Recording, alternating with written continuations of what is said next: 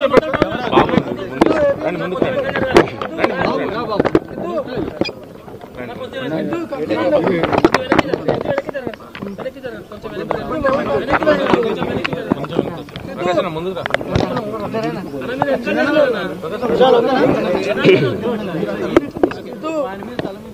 please. Okay అమ్మా, అందరికీ ఇక్కడ ఇచ్చేసిన ప్రతి ఒక్కరికి శుభోదయం. ఎవడి పేరు చెప్తే తెలుగు తల్లి గర్వపడద్దో, ఎవడి పేరు చెప్తే అందరి హృదయాల్లో దేవుడి కొలువై ఉన్నాడు, ఎవడి పేరు చెప్తే రోమాలు నిక్కుపరుస్తాయో, ఎవరి పేరు చెప్తే ఆడపడుచుడు నోట నుండి అభిమానం మా కుటుంబ సేవల నోట నుండి అన్నా అనే పదం పలుకుద్దో మన తెలుగు తేజం, మన తెలుగు పౌరుషం, మన తెలుగు రోషం. మన విశ్వవిఖ్యాత నరసార్వభౌముడు పద్మశ్రీ నటరత్న కళప్రపూర్ణ డాక్టర్ నందమూరి తారక రామారావు గారి 102వ పుట్టినరోజు జన్మదిన సందర్భంలో రావడం, వారి ఆశీస్సు తీసుకున్నాం. మరి ఇక్కడ ఇచ్చేసిన మీ అందరికి ప్రతి ఒక్కరికి హృదయ ధన్యవాదాలు తెలుపుతూ, అలాగే ఎన్టీఆర్ వారి గురించి ఎంత మాట్లాడినా తక్కువే, తన్ని తీరదు. ఆయన మహాపురుషుడు, యుగపురుషుడు, కళామ తల్లి వరాల బిడ్డ, ఈ శకానికి శకపురుషుడు మన అన్న ఎన్టీఆర్. ఈరోజు మనం చూస్తున్నాం, ఎవరిని కాలం చేసిన 10, 15, 20 సంవత్సరాలు అంతకపోతే 10 సంవత్సరాలు గుర్తుపెట్టుకున్నాం. కానీ ఎన్టీఆర్ అనేది తెలుగు జాతి, తెలుగు గడ్డ, తెలుగు నేల, తెలుగు భాష ఉన్నంతకాలం అని రామనామ చిరస్మరణి మనం చూసాం. 2023లో శత జయంతి ఉత్సవాలు మన తెలుగు రాష్ట్రంలోనే కాదు, తెలుగు గడ్డ మీదే కాదు, భారతదేశం మీదే కాదు, ప్రపంచవ్యాప్తంగా పండుగలు చేసుకున్నారు, శత జయంతి ఉత్సవాలు చేసుకున్నారు.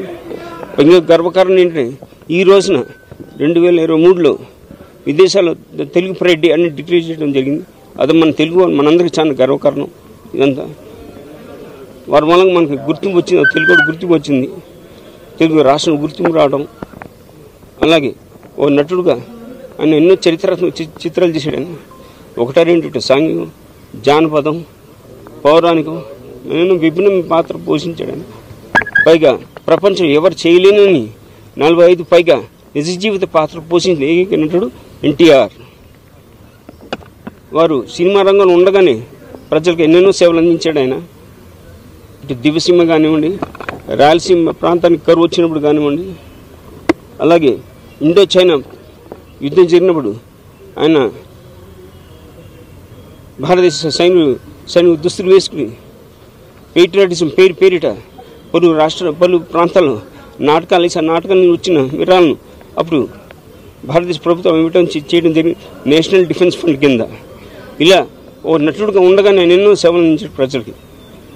ఓ పక్కన ఓ నటుడుగా అగ్రస్థానం ఉంటూ ముందుకెళ్తున్న వేళ, ఇంకో పక్క మన తెలుగు జాతి, తెలుగు ఆత్మగౌరవానికి భంగం కలుగుతుందని అని జరుగుతుంది. ఆయన గుర్తింపు లేకపోవడంతో, హేళనగా చూడటం, నేను ఒక తెలుగుడిని, తెలుగు బిడ్డను, తెలుగు దేశమే నా పార్టీ, రాజకీయ పార్టీ పెట్టి చేతి చేయకూడదు తెలుగు గతమెంత ఘనకి కలవడాన్ని ఆయన అన్ని 9 నెలల తిరిగిలోపు మన తెలుగు రాష్ట్ర ప్రజలు వారిని తెలుగుదేశం పార్టీని గెలిపించి, వారిని అత్యంత మెజారిటీ గెలిపించి వారి ముఖ్యమంత్రిగా ఎన్నుకోవడం చేయడం జరిగింది. మన అన్న ఎన్టీఆర్ గారిని వారు ముఖ్యమంత్రి అయిన తర్వాత ప్రజలు ఎన్నెన్నో సేవలు అందించాడు. ఆయన ముఖ్యంగా ఒక పేద ప్రజలకు గుడ్డ నీడ కల్పిస్తూ, పేద ప్రజల పాలిట పెనిదిగా, రైతన్నలకు అన్నదాతగా, కార్మిక సోదర దన్నుగా, తెలుగుంటి ఆడపరచు అన్నగా నిలబడి ఎన్నెన్నో సేవలు అందించాడు. ఎన్నెన్నో సంక్షేమ పథకాలు అందించాడు మన అన్న ఎన్టీఆర్. సంక్షేమ పథకాలకు మూలకారకుడు, కథానాయకుడు మన అన్న ఎన్టీఆర్. ఇవాళ కూడా ప్రవేశపెట్టిన సంక్షేమ పథకాలు దేశమంతటా వేరు పేరిట అమలవుతున్నాయి. కాబట్టి వారు సంక్షేమ పథక మూలకారకుడు మన ఎన్టీఆర్.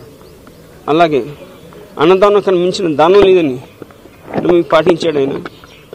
తిరుమల తిరుపతి దేవస్థానం కొండపై 1985లో ఎంతోమంది భక్తులు వస్తూ ఉంటారు కొండపైకి. భక్తులు వారికి చాలా టైం పడుతుందని సమయం పడుతుంది, దర్శనం సమయం పడుతుంది. 2 ముద్రలు పెడితే బాగుంటుంది, 4 ముద్రలు పెడితే బాగుంటుందండి అనుకుని అన్నదాన కార్యక్రమం ఉచితంగా ప్రారంభించి మొదలుపెట్టి మన నాన్న ఎన్టీఆర్. తెలుగు జాతి మనది, నిండుకు వెలుగు జాతి మనది. ప్రాంతాలు వేరైనా మనందరం ఒకటేనన్న కుల మత ప్రాంతాలు అతీతంగా మన తెలుగు గడ్డను అభివృద్ధి చేసిన మన నాన్న ఎన్టీఆర్. వారి గురించి చెప్పుకుంటూ పోతే కాలం సరిపోదు, సమయం సరిపోదు, నా జన్మ సరిపోదు. వారి బిడ్డగా మేము జన్మించడం మా పూర్వజన్మ సుకృతం భావిస్తూ మరి ఇక్కడ వచ్చిన ప్రతి ఒక్కరికి మీ అందరి ఆశీస్సులు మాకు ఉండాలని దేవుడు నందమూరి తారక ఆశీస్సుతో పాటు మీ అందరి ఆశీస్సులు ఉండాలని కోరుతూ జై హింద్.